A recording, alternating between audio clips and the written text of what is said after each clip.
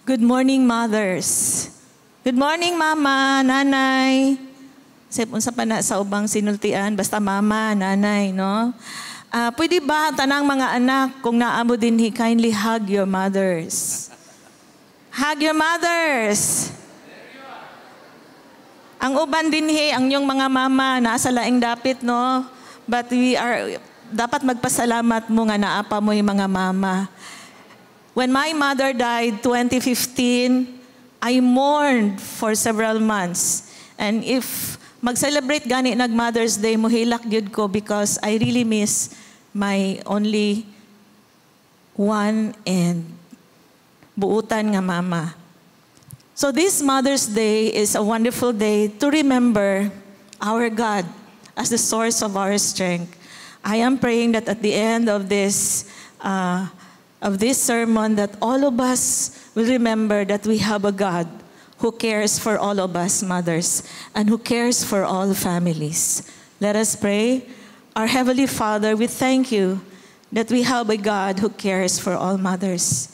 And thank you that today, Lord, that you would bless our hearts, that we will understand that we have our Heavenly Father who is always present, even in our times of need, in our times of discomfort, in our times of when we have some fears. But we thank you, Lord, that you have our Heavenly Father. Thank you that even all the fathers and children who are here, oh God, will also remember their responsibilities to be a blessing to their wives and to their mothers. We thank you, Lord, for your great God that we serve. And your word, oh Lord, thank you that it will bless our hearts today. For in Christ's name we pray and we give you praise. And everyone said, Amen. Okay, this is my Bible. If you have your Bible, every time we raise our Bible, it's a reminder that we have this word from the Lord that we need to hold on and we need to keep in our hearts because it will help us go through life always, no? In spite sa mga nagkalain-lain na itong ginaatubang kada adlaw. Okay? Can we all raise our Bibles? This is my Bible, go. This is my Bible, God's inspired word, a lamp to guide my feet and a light to my path. I am committed to study and apply it into my life. Your word, O God, is a treasure, and they are my heart's delight. I am determined to keep God's word in my heart till the very end. Again, good morning, everyone. Today we'll be talking about the calling of motherhood. Okay? Not all are given the privilege to be mothers, but there are those who are given the privilege to be mother of 1, 2, or 12 children. Natay ginikanan din nga ma-amaze ko ba, bata pa siya pero daghan kay siyag anak. Unya, ang iyahang tuluyat ka mga anak, minyo na. So at the same time, mama siya, lola pag yun siya, no? So, dili tiaw maging mama. Amen ba? Mga mother nga naa din, The time nga ikaw nagbuntis ka sa imuhang baby, daghan kay mo sulod sa unahuna sa mama. When I became a mother, I refused to look on things nga dili maayo. Sa una, dili pa man uso ang cellphone, dili ba? Pero kumutanaw gani ko kanang sa TV, di ko kumutanaw anything na dautan or anything nga hadlok. Because I want na ang akong baby nga gi-conceive kanang malipayon siya ba. When I have this program, the radio program sa mga bata sa una, when Abby was still in my womb, 6 months yata siya, every time mag-play na gani kong music, ma-feel na ko iyahang mga tiil, maglihok-lihok, no? And I'm so happy during those moments sa panahon nga nagbuntis ko. But when the children, when they begin to, naggawas na sila, nahimo na silang naggawas na sila, makita na nako sila, double, triple ang atubangon sa inahan, labi na kung doon na yung mga anak, right? Because it's not always happy times with children. Especially when they grow up, okay lang kung baby pa sila, okay lang kung bata pa sila, but when they step into high school years, that's the beginning. Ang mga inahan, magluhod na gyud kada adlaw, because you will encounter a lot of changes sa inyong relationship as mother and daughter.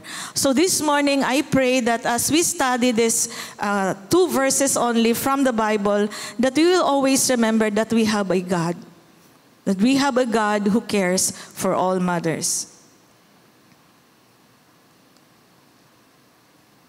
In Proverbs chapter 6, 20 verse 22, it says, "My son, keep your father's command. And do not forsake your mother's teaching. Bind them always on your heart. Fasten them around your neck. When you walk, they will guide you. When you sleep, they will watch over you. When you awake, they will speak to you." Duha ka butang gihisgutan dinhi sa Proverbs chapter 6, 20 and 22. It talks about fathers and mothers.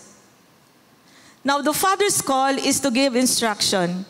I can still remember when we were 5 in the family, it's always my father who would say, "Mao ninyong buhaton, mao ninyong himuon sa balay. Ikaw manghugas, ikaw magluto, ikaw manglaba." The father will always give command. But the mothers are called to teach. Say it with me, teach. The mothers are called to teach our children. My first teacher was my mother. I began to read when I was 5 years old because my mother was so patient in teaching me the abacada sa una, unya na ay mga illustrations, and I was so amazed with little pictures that my mother showed me. Until I became 5 years old, then I was able to go to school, kana bang sa tawag ani kanang salimpusa, kay di pa man pwede kay 5 years old. And so I remember my mother would prepare food for me. My mother would say, "Anak, kana imuhang himuon dili ka mag-uban ani ha, kani imuhang buhaton." And I was so obedient to my mother. Now, mothers are not perfect. As it is written, there is none righteous. Say it with me, there is none righteous. No, not one. There is none who understands. There is none who seeks after God. In Romans chapter 3, verse 10. We need to look also into our own hearts that we all need God. If we are into kana bang nag-atimantag mga bata, always remember nga ang imuhang Ginoo dapat imuhang i-recognize. Ang atong i-recognize ang Ginoo nga atong Ginoo og manluluwas. That's the first thing we need to do as mothers. Because we are also to teach our children that there is God who can also forgive their sin. So walay mama dinhi nga makaingon, mas maayo jud ko niya or mas maayo siya nako. All of us need God. Amen? We are not perfect. One day I have this devotion and I was so ashamed, no? Even to look up, I cover my face. Nga, no? Ingon pa din ha sa Ecclesiastes chapter 7, 27 to 28. Ingon din ha. Luke says, the teacher, "This is what I have discovered, adding one thing to another to discover the scheme of things. While I was still searching but not finding, I found one upright man among 1,000, but not upright women among them all." Di ba, ulaw kayo, no? Wala day tarong nga babae sa tanan. Di ba?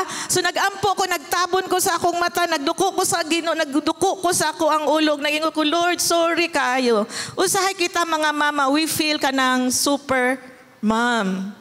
We feel na, I don't know sa uban, but sometimes I feel like I'm better than my husband. Nganong wa man niya gisulti. And then when I read this verse, I said, "Lord, sorry kaayo, mas maayo akong banas ako ah." O diba? Usahay feeling nato, maayo kaayo ta.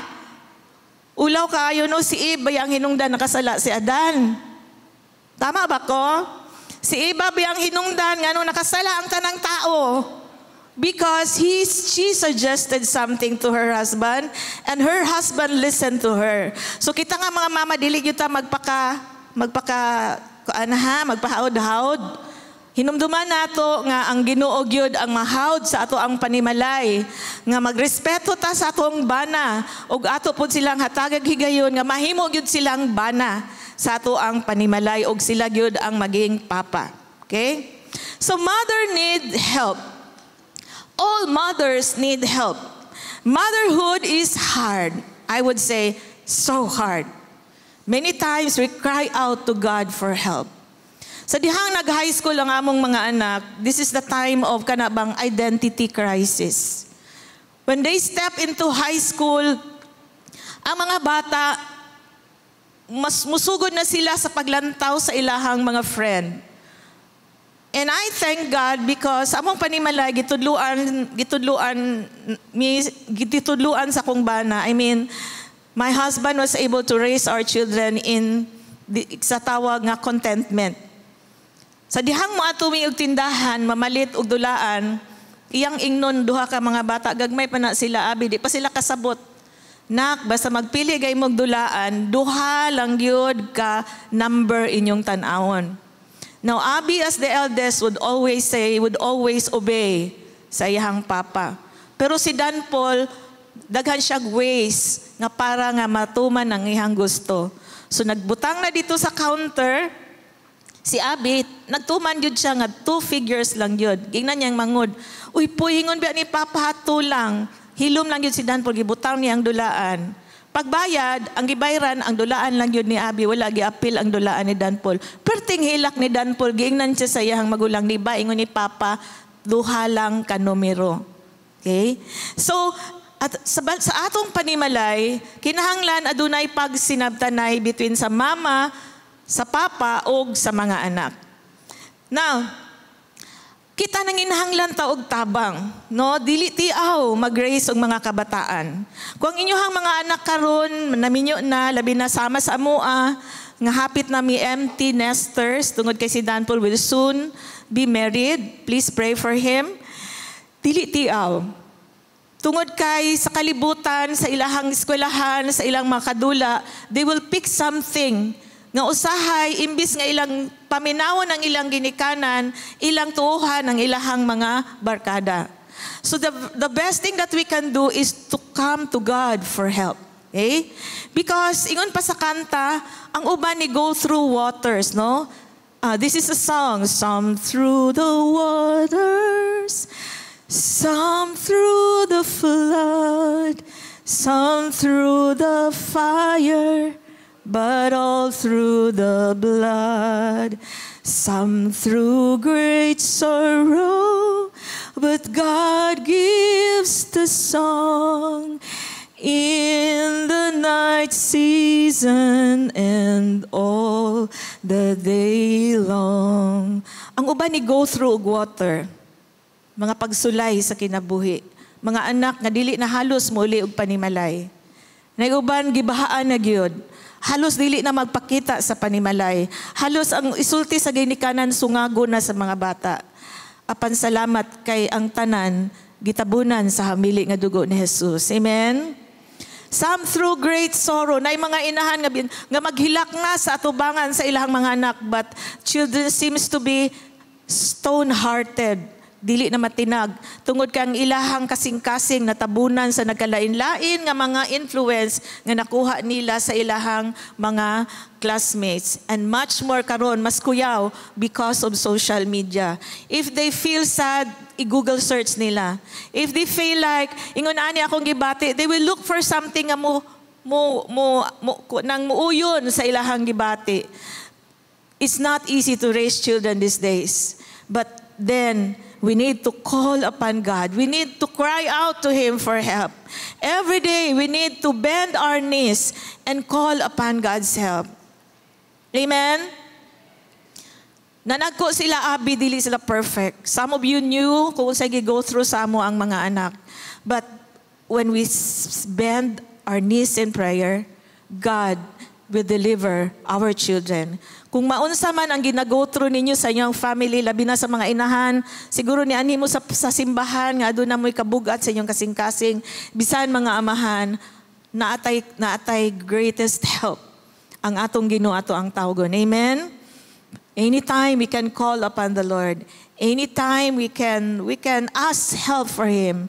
Even today, I pray for my children. Siguro makaundang lang ko sa dihang natulog nako. But every day my mind is upon them. Naapil na si Iggy. Every time magunahon na ako mga anak, Lord, proteksyonin sila. Tabangi sila. Nga dili sila malimot nga magtawag nimo. Nga dili sila malimot magbasa sa imuhang pulong. Nga dili sila malimot nga magrespeto sa imo. Now, like us mothers, our children are made up of unique personality with giftings and preferences. Sama kanimo aduna pud sila preferences. And they are individuals. Kung 5 imong anak, 5 po na ka nagkalain-lain nga mga individual sa imong family. And they are in battle with the world, the flesh, and the devil, just like we are.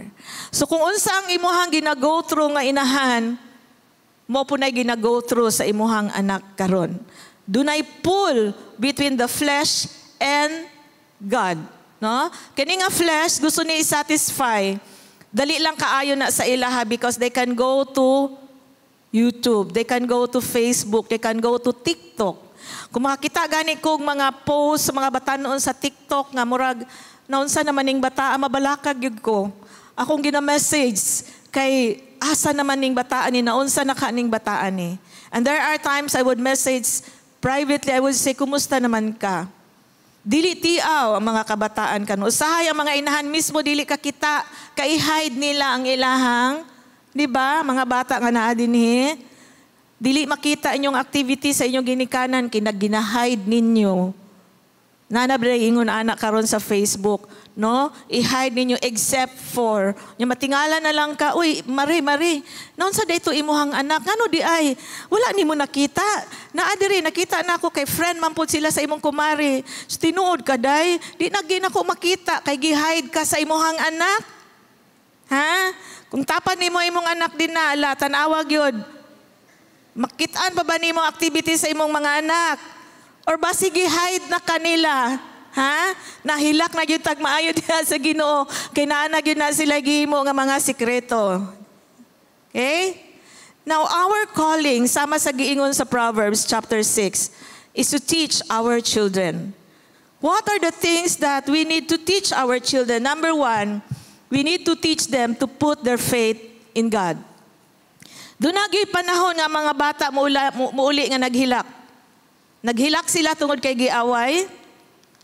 The first time si Abi nag-eskwela, preschool, naghilak in town siya kay giaway siya sa iyang classmate. No? And nay auntie, igsuon sa kong bana nga medyo isug-isug pod, lahi man ang gitudlo. Sunod gani, kung awayon ka, sumbag pod ha. Agoy, ni sukol si Abi. No? Nakasabaan siya sa iyang teacher. So, giistoryahan na mo siya, nak, ingon ani imong himuon. Tinuod na nga, dili ka pwede nga awan. You protect yourself, pero never pug ka mo hurt sa ubang mga tao. One day, nitindog si Abi, nagkaon mi, she was 6 years old. Mama, ingon ako ang classmate ma ba?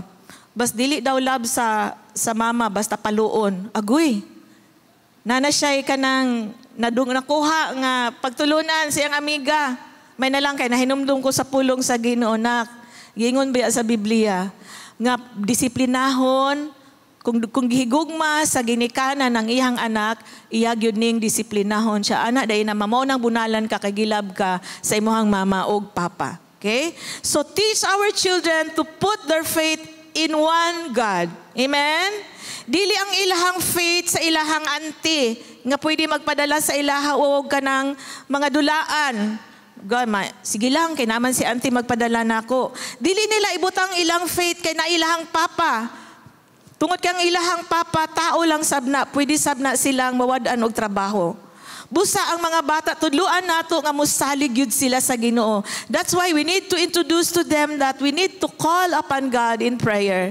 Na every time nga doon na sila gibati, we need to teach them nak ang Ginoong ato ang healer. We need to call upon Him and ask for help. That's number 1 nga itong itudlo nila. They need to recognize that God is their God. They need to recognize that God is able to do big things, even small things and big things, we can call upon the name of the Lord. Number 2, we need to teach them to stand for sound doctrine. I say sound doctrine.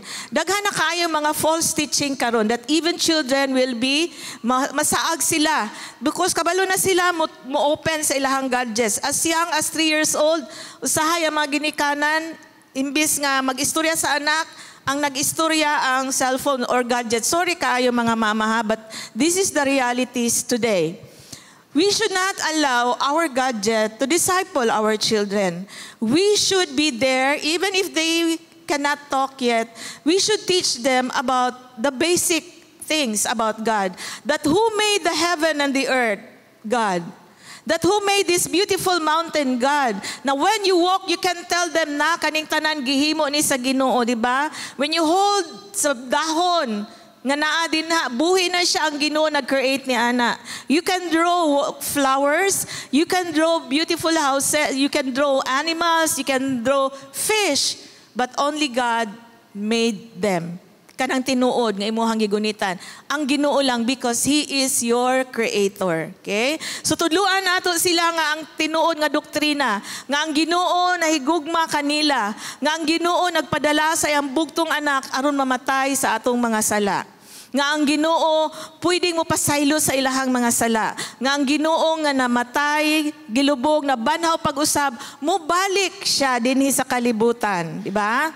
So dapat aware ang mga kabataan ni ana. As young as they are, do not wait until dako na sila.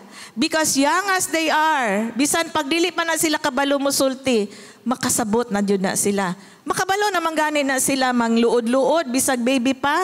Si Iggy dili pa kabalo mi istorya, pero nana siya style nga, nana ingon ana man na. Tungod ka, ingon pa sa Bible, foolishness is in the heart of the child. So that's why mga ginikanan, mga inahan, nganong inahan man, because you have all the time. Ang mga papa magtrabaho, pero ang inahan mo ay mutudlo, no? Usahay natay mga katabang. So imbis nga kitay mutudlo ang katabang magtudlo sa ito atong mga anak. So magbantay pud ta kay mga katabang, asa ka na sila gikan, unsa ka ang mga natun-an nila sa ilahang panimalay, no? I remember kini si Abi na ikatabang. Ingkugil wala jud ta kaila sa imong katabang, ato gyud na siyang ampuan. So one day, naglakaw-lakaw ni among apo nga si Iggy, nadunggan ako. Iggy, ayaw duol diha. Nay aswang, iko patay. Gi-introduce na sa iyaha ang sani, dark world, no? Inko, ayaw tuloy ana gang. So akong gitawag ang iyang katabang, akong gidil, akong gipadawat sa Ginoo. So, dunay maingon ni ana usahay nga instead nga kitay mo tudlo, lahi ang nagtudlo mo na matingala na lang ka nga lahi ang gituuhan sa imong anak. Dinhi sa simbahan, the children are taught about God's word. So salamat kay sa pagdala sa inyong mga anak. Tungod kay sila ginatudluan jud dinhi sa pulong sa Ginoo. Ikatulo, teach the children to honor God in all aspects of their lives. Okay? Tungod kay daghang mga butang usahay nga mawala ang mga bata. Matingala na lang ka nga kung imo silang istoryahon, mangyamid naman. Kung imo silang suguon, murag, dili naman maminaw. Kung doon na kay ingnon nga nak, manimbata, murag, lisod naman birahon sa simbahan. So sabtang bata pa sila, ato silang tudluan nga ilahang i-honor ang Ginoo sa tanang aspeto sa ilahang kinabuhi. Sa ilahang mga choices nga ilahang pilion ang Ginoo. Sa dihang adunay challenge between barkada o simbahan, asa man sila. Kung imbitahon sila mo ato sa dagat, mananghid sila, pwede may maatog dagat Domingo. Natay daghang panahon matug dagat pero ang Domingo para yun na sa Ginoo. Let us honor God because Sunday is for the Lord. Let us go to church. When they go to church, let us honor God. Dili ta magunit sa ato ang cellphone. Let us respect in reverence to our God and listen to His word and worship Him with all our hearts. Tudluan nato atong mga anak na when we pray, when we come together in prayer, dili sila magsigig ka ng sa ba, magsigig gunit-gunit sa ilang cellphone, kundi mag-focus sila, magpiyong sila sa ilang mata ug mag-ampo sa Ginoo nga dili nila makita. Because sa dihang ato silang tudluan, ila pud nang mahinumduman sa ilahang kasing-kasing, and they will not forget it. Okay? Ikaapat, teach them to believe the word of God. Okay? Dunay panahon nga duna sila'y mga balatian. Ang Ginoo nagasulti nga ang Ginoo is our healer.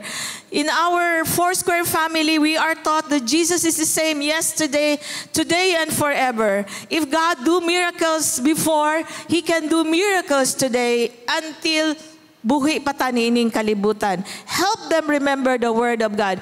Help them memorize God's word. Teach them to memorize the word of God so that they will have something to remember in their hearts wherever they go. And also teach our children to be kind-hearted and humble. Narabay mga bata na nadako sila ba nga hayahay ang ilang kinabuhi. Unya kung maipon sila sa mga bata in town nga mga sipunon, sa mga bata in town nga murag walay ligo, murag og kanang pamati pod sila. Dili dapat ingon ni ana. Tudloy ang mga bata mo atog palengke, makasimhot sila kung sa day kabaho ang palengke. Tudloy ang mga bata nga mulakaw sa dalan, makita nila ang mga makililimos and tell them na kani sila nanginahanglan po ni sila tabang. No? Teach them to be kind-hearted, to be kind to the poor. That when you give to them, you give to the Lord. We always have poor everywhere sa ato ang environment. Be kind-hearted to them. Tudluan nato ang mga bata ni ana. Help our children not to be conceited. Na kung ano sa man ang ilahang maabot, dili sila mahimong garbusa o garbuso nga mga bata. Help them to remain humble. Help them recognize that what they have and who they are, dili na ilagikan, gikan na sa Ginoo. So that they will exalt the Lord in their lives. Nga dili sila mahimong mga bata nga kana mangulantaw sa uban, nga murag nakalantaw o kanang mas maayo ko nimo. Please, let us teach our children to be humble. Let us teach our children to be fair and to be kind-hearted. Amen? Now to all children who are here, in Ephesians chapter 6, 1 to 4, and I would like to stress this verse today for all the children. Since today is Mother's Day, and you must be thankful that you have a mother. Na even if you think you are better than your mother, kay imuhang mama walay nahuman, but do remember, in Ephesians chapter 6, 1 to 4, this is for you children. Ingon din ni children, obey your parents the way the Lord wants, because this is the right thing to do. The command says you must respect your father and mother. Akong usbon, you must respect your father and mother. Bisan siguro tigulang ng imuhang inahan. Ang uban din nga doon na pa'y mga ginikanan, 80 years old, 90 years old, be thankful that you still have your parents with you. And the Bible said, respect them. Amen? This is the first command that has a promise with it. And this is the promise, then all will go well with you. Then all will go well with you. And you will have a long life on the earth. So mo day ni sikreto sa long life, no? Mo day ni sikreto sa long life. Respetuhon nato ang ato ang mga ginikanan. Mga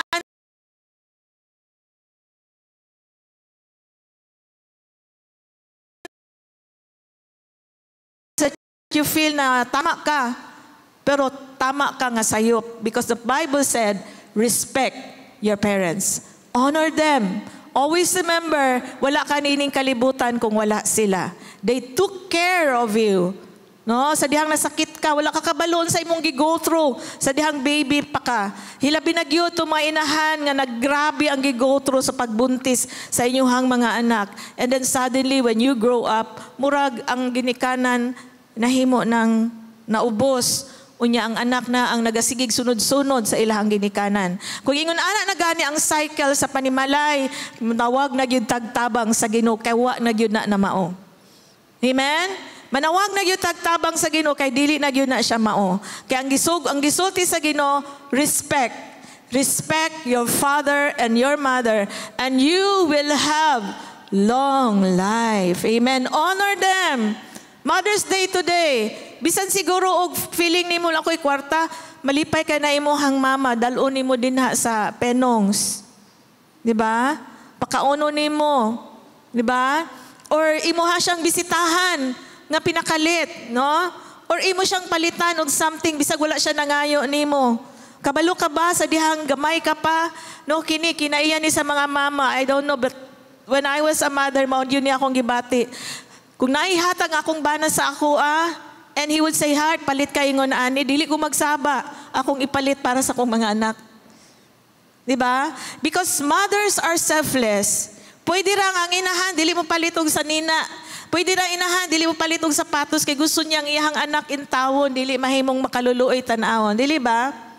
When you buy something, food para sa imuha, kay gamay lang imong kwarta, i-priority gyud ang imuhang anak, ang imuhang kaunon katong salin-salin na lang. I saw parents like that, no?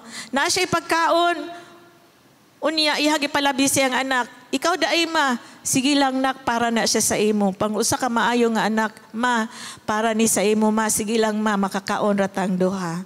Di ba? Naay panahon jud sa kalisod, naay jud panahon nga dili tiaw. But please, sa panahon sa dili tiaw nga sitwasyon, mama o papa o mga anak, muduol ta sa Ginoo. Let us follow kung unsa tong structure sa panimalay. Nga ang Ginoo ang ato ang head. Human ang ato ang mga papa, mga bana, muna mga ginikanan or mga inahan, kung dunay mga pag nagsabot sa panimalay, dapat dili kay si mama ni sugot, si papa dili. Kinahanglan magkasinabot sa panimalay aron dunay pag-respeto. Muna ang mga bata, mas muduol sa papa, kay ang papa lenient man, okay lang nak. Pag abot sa mama kay, dili man pwede, dili na sila muduol sa mama. So kinahanglan mag-operate ta according sa function nato sa panimalay. Nga si papa gyud ang leader sa panimalay, unya si mama ang ikaduha. Dili kay si mama ang leader sa panimalay, si papa ang ikaduha. Dili ba? Busa ato ang i-review. Ang ato ang pamaagi sa ato ang panimalay aron managko ang mga kabataan nga adunay tinuod nga pagrespeto sa ato ang gibuhat sa Ginoo, labaw sa tanan sa Ginoo who is the head of our family. Now, many of us, di ba gusto ta ingon ni ana atong himuon, but many of us lack role models as we seek to do what is right. Wala ta nagtubo sa usa ka panimalay nga maayo. Tungod kay na-raise kita sa nakalain-lain nga parenting styles, di ba? Adunay ginatawag nga authoritarian. Ako nagdako ko sa ingon aning klase nga pamilya. Kana bang ang tingog ba sa ginikanan kung unsa ang gisulti mao na gyud na authoritarian, di ba no? Unya kanang domineering. Di ka pwede mo himog imuhang suggestion. Yeah, dictatorial, no? And then enforce punishment. Hala, sige, kay magkulong ka sa imong kwarto or mabunalan ka. So tungod ni ana ang mga bata unresponsive. Ang panimalay kay hadlok, no? Kanang dili makalihok. Kay ngano man naa ang ginatawag nga pamaagi nga dili maayo. So kung inaani ang atong panimalay, mga tagtabang sa Ginoo nga ato ning usbon. Ikaduha, permissive, lenient ra kaayong ginikanan. Sige, ma, gusto na ako ni, sige nak. Labi na yung mga ginikanan nga daghang kwarta, no? Sa imong gusto nak, o kani sige. Unsa pa, kani sige. Tanan na lang ihatag sa ilahang mga anak.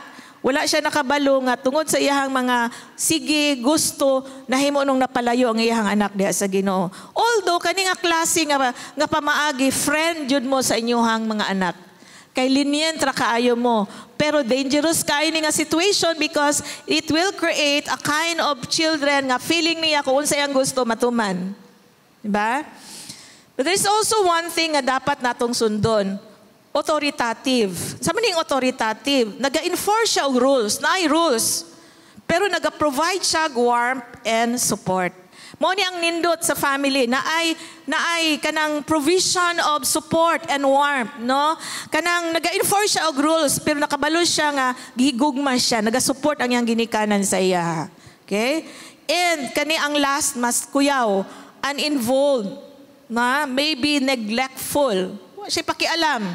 Basta kay naka-provide na siya o pang-tuition sa iyang anak, naka-provide na siya pagkaon every week, nakapalit na siya mga sanina, wala siya pakialam, wala siya pangutana, kumusta ka nak?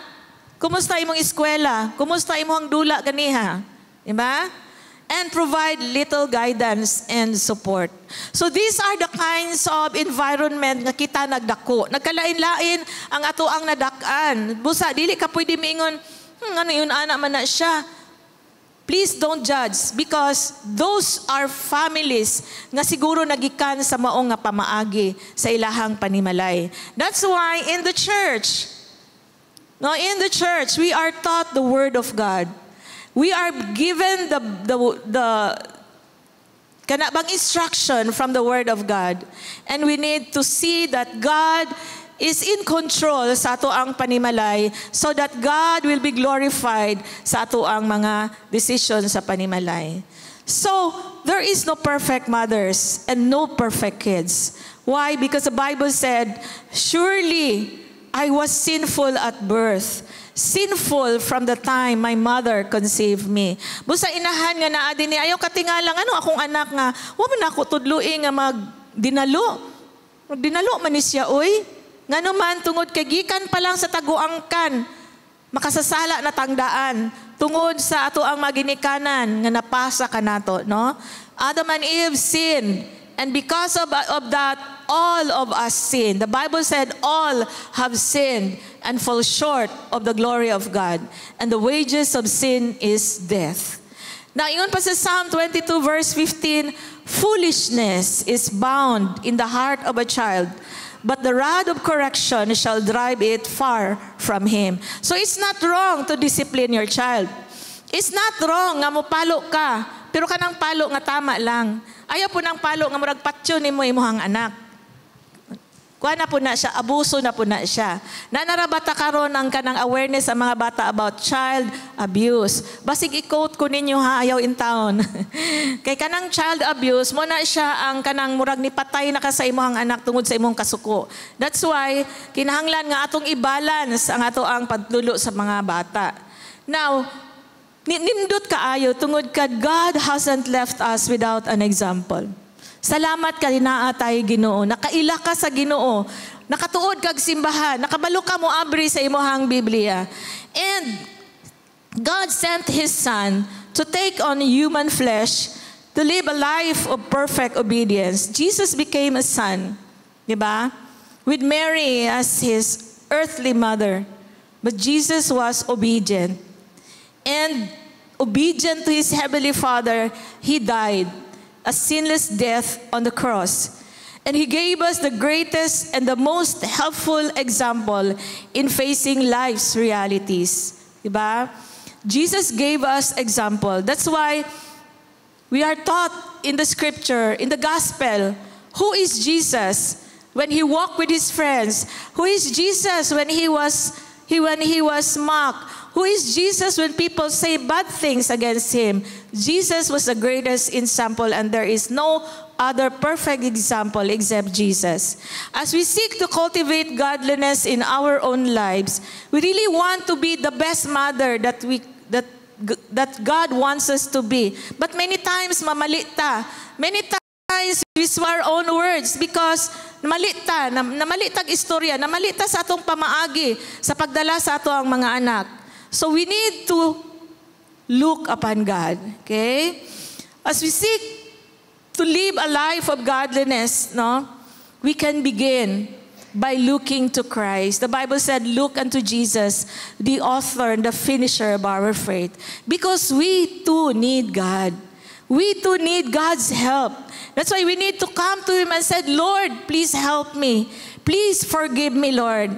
This is the way I raise my kids. Now they have been, dako na sila Ginoo. I cannot redeem what has happened in the past, but I can still pray to God and ask for help because God is able to help us. Now, question, what makes a godly mother? A godly mother is steadfast in her faith. and firmly rooted in God's Word. Mao ra gyud ni atong gitindugan. Bisag unsang ato ang nakita, pero ang gisulti sa pulong sa Biblia, mo'y atong tuuhan. Amen? Kung na ang atong mga anak medyo nasaag sa dalan, tuuhi ang gisulti sa pulong sa Ginoo because you cannot change your children. Bisag kapila pa na nimo sila bulyawan, bisag kapila pa na nimo kasab-an, bisag kapila pa na nimo siya bunalan, dili na sila mausab. Ang Ginoo ra gyud ang pwede mausab nila. That's why as mothers, we need to know our Bible. We need to know the Word of God. We need to see for ourselves the words that God has given to us. Okay? Her foundation of faith keeps her stable and strong. Okay? Regardless of her child's highs and lows. Usay mga bata, maayo kay sila. Pero mas daghan ang dili maayo. Niuli, wala man lang nagsaba, nisulod sa ilang panimalay. Dito nabagsak. Labi na ron. No, ang uban, apa ba'y klase? Ang uban wala na. Naghilom-hilom, no? Nakadungog ka nga, uy, nauman na din yung klase. Na, kumusta man ka? Uy, saba-saba, kay nabagsak di ay. Kung yun ana ang nahitabo sa imo ang anak, imo ba siyang kasabaan? That is the best time to hug your children and tell them, it's okay, nak. You can do it again. Tabangan ta ka. Tabangan ta sa Ginoo. Amen? So discipline, ang usa ka mama nga dunay kahadlok sa Ginoo, nagadisiplin sa iyang anak out of love. Say it with me, out of love. Not of anger. Lisod kaayo nga magdisiplina tato ang anak nga murag ang tanan natong kalagot. Kung ikaw na kay kalagot sa imong silingan, na kay kalagot sa imong ugangan, labaw na kay kalagot sa imong bana, ang imong anak kay nagpapadlong, tuwa dito tanang magunitan, silihig, unsa pa, no? So, there are times usahay sa atong kinabuhi nga moabot na sa peak ba, nga grabe nga to ang kasuko. But let us remember that we love our children, amen? We discipline them because we love them. Ang Ginoo ana sabta, disiplinahon ta sa Ginoo tungod kay gihigugma ta sa Ginoo. Sa dihang niagi taog kanang dili tiaw sa ato ang kinabuhi ni rirot ganita, pinay panahon pitkan ta sa Ginoo, unya mo balik ta sa iyahang dalan. Okay? Now, ang usa ka godly mother adunay ginatawag nga boundaries. Naday mag-set ta og boundaries and make parenting decisions based on scriptures. Kinahanglan nga dili lang kay tanan nilang gusto. Nak, ingon ani, alas 5 kailangan namos panimalay. Kay numdo ko tong college si Abi, pag muabot na gani ng alas 6, iyahang mga classmate, kabalog yun na, pag mutingog na gani ng cellphone ni Abi, Abi, gipangita na ka sa imong mama. Kay kabalo sila nga, kanang orasa kailangan si Abi na ana sa panimalay. Set boundaries. Okay? Dili pwede nga, wala, kanang unresponsive. Na-provide naman akong Panginoon, okay na kaayo. Mabot ang panahon, unresponsive po na sila sa imuha when you are in need. So set boundaries according to the scripture rather than what is popular and convenient. Another one, a godly mom loves the Lord with all her heart, soul, mind, and strength. She puts time in God's word and in prayer first, allowing the Bible to guide her words and actions throughout the day. So a godly mom seeks God every day. Open her Bible every day. Dili ang ato ang scripture for the day nga makita sa ato ang cellphone. Dili man na siya sayop. But it's good to open the pages of the Bible and be guided through the Word of God. So a godly mom puts time in God's Word and in prayer first, allowing the Bible to guide her words and actions throughout the day. Intentionally disciples her kids. When you say disciple, you teach them the Word of God. You teach them unsa day nang sala, unsa day consequence sa sala. That because of your sin, Jesus died on the cross, a horrible death. Dili tiaw ang gianto sa ginutungod sa imuhang sala. Okay? Then farming out that privilege to the school or church. Anyway, sige lang, busy kaayo ko, pero sige lang. Matum na sila simbahan, tudloan na sila dito og mga Sunday school teacher. Hatagi imong kaugalingon nga doon na ka mismo first hand, ikaw nagtudlo sa imong anak. Or sa imong apo kung ikaw usa na ka lolo or lola. pursues the Lord and leads his children by example. Nga bisag sa kalisod sa panahon, kabalo siya nga ang Ginoo dapat ang matuman sa ilahang kinabuhi.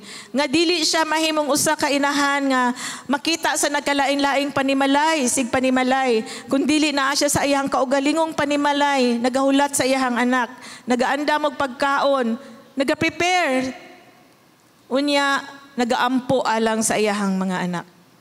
Now, there are promises from God's word for mothers.